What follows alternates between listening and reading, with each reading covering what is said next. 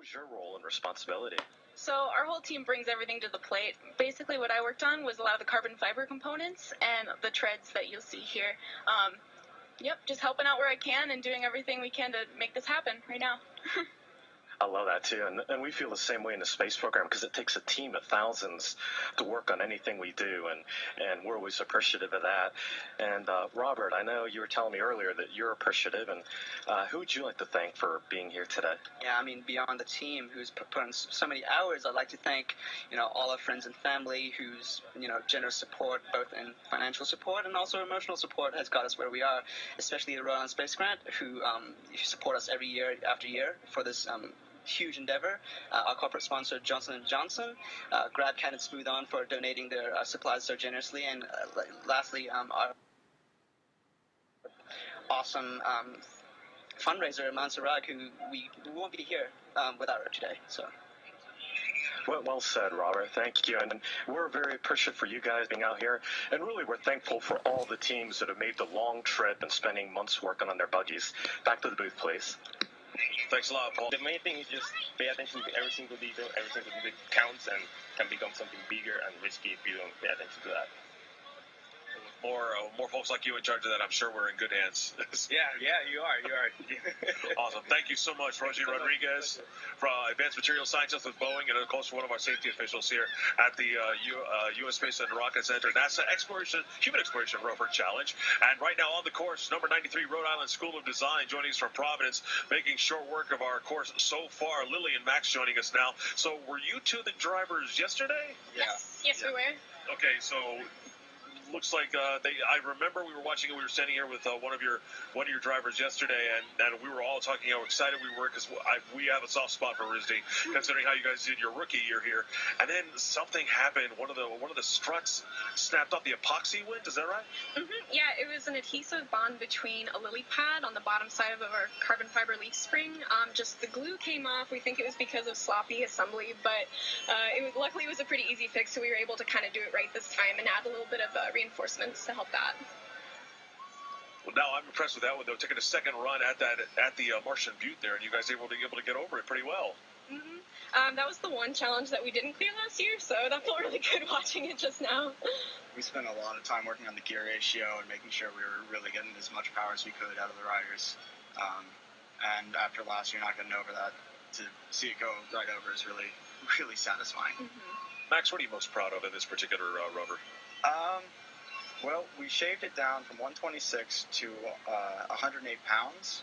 And that was just through tweaking the chassis a little bit, and we rebuilt almost the entire vehicle.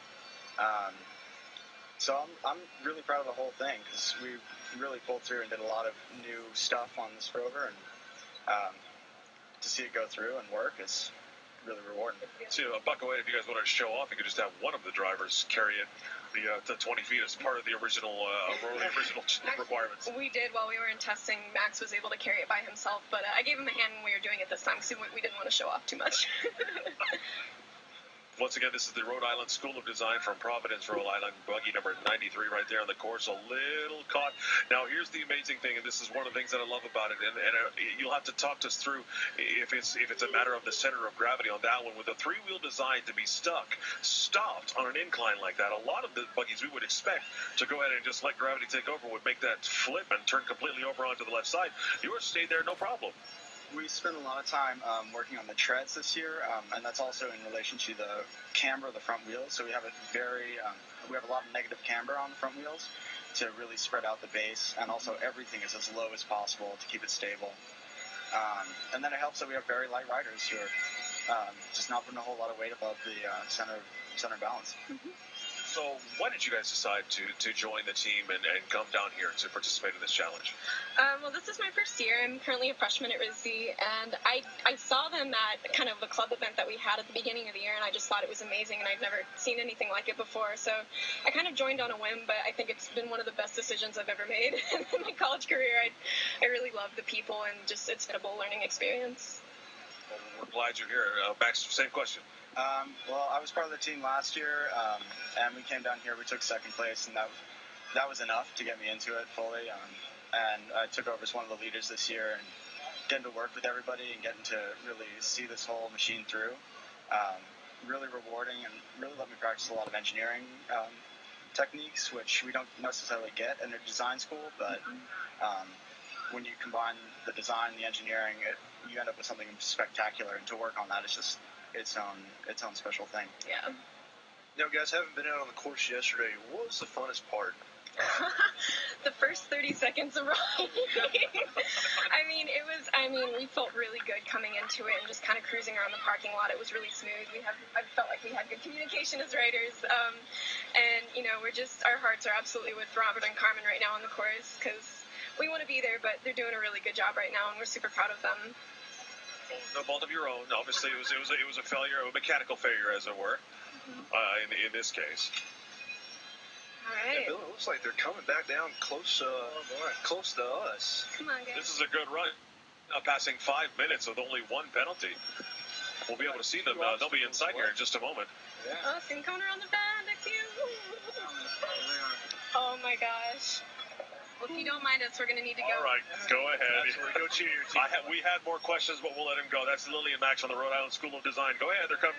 They're passing us right now. Thanks, guys. What a run. What a fantastic recovery after being completely shut down yesterday due to something as simple as an epoxy weld there, to be able to come back and fix it overnight and go ahead and finish the race today. That was fantastic. With a time, 5.5 minutes with only one penalty. That is a phenomenal turnaround. We're seeing some really good runs here. The competition.